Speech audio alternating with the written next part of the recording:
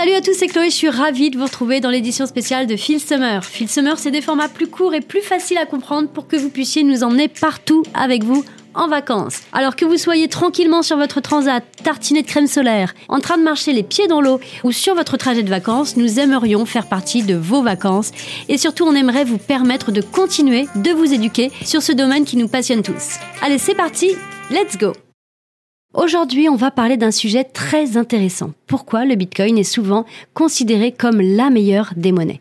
On va comparer Bitcoin avec les monnaies dites marchandises, fiduciaires et scripturales et on va découvrir ce qui le rend si unique. Allez, c'est parti!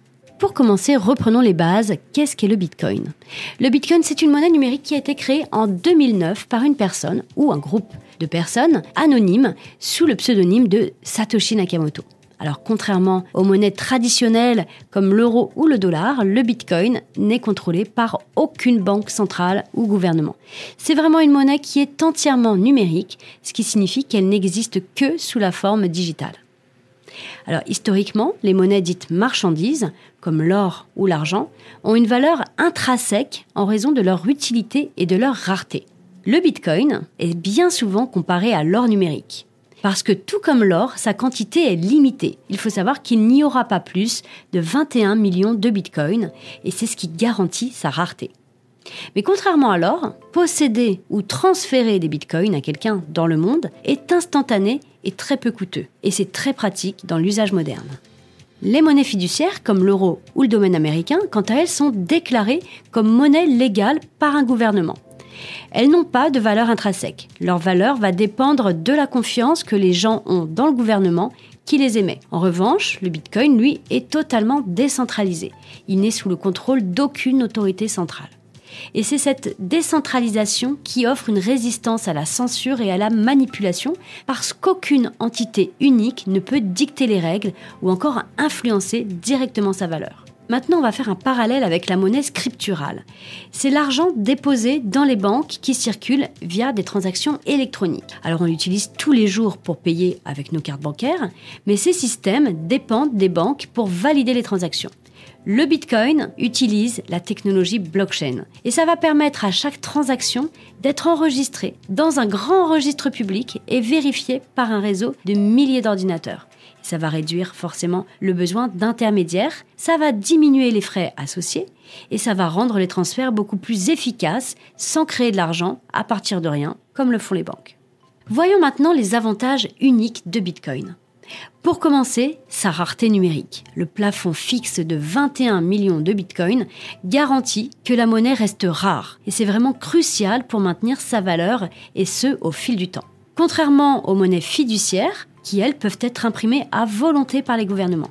Le Bitcoin, lui, ne peut pas être dévalué de cette manière. C'est vraiment une protection contre l'inflation. Il y a également la notion de résistance à la censure. Personne ne peut empêcher une transaction de Bitcoin de se conclure. Ça offre du coup une liberté financière vraiment précieuse, surtout dans les régimes oppressifs ou les économies instables. Alors contrairement aux banques traditionnelles qui peuvent limiter ou même confisquer votre argent en période de crise, le Bitcoin vous redonne ou vous donne tout simplement un contrôle total sur vos fonds. Autre avantage de Bitcoin, c'est la sécurité et c'est une chose qui est très importante. Le Bitcoin est extrêmement sécurisé grâce à la technologie blockchain et il est presque impossible de pouvoir falsifier ou encore de modifier les données de la blockchain sans que ce soit détecté par le réseau. Et ça, c'est une des raisons pour lesquelles le Bitcoin est aussi, voire même mieux sécurisé que les systèmes bancaires traditionnels. Alors en résumé, le Bitcoin offre plusieurs avantages par rapport aux formes traditionnelles de monnaie, grâce pour commencer à sa décentralisation, sa rareté et sa sécurité.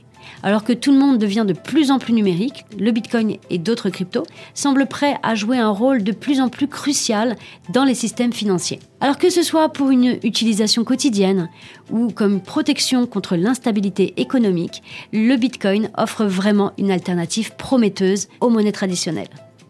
Voilà, merci à tous de m'avoir écouté. N'hésitez pas à liker, partager et mettre en favori si toutefois le podcast vous a plu. Nous sommes sur YouTube, Deezer, Spotify et en article sur le blog de Filmanic, donc n'hésitez pas à choisir le format qui vous correspond le plus. Si vous avez des questions, n'hésitez pas. Ici, en commentaire ou bien retrouvez-nous sur le chat de Filmanic. Nous sommes à votre disposition du lundi au vendredi de 9h à 17h et ce pendant tout l'été. Donc n'hésitez pas à nous poser des questions sur l'assistance. Il me reste à vous souhaiter un très très bon week-end à tous, un très bel été et je vous retrouve la semaine prochaine pour un nouvel épisode. En attendant, prenez soin de vous. Ciao, ciao.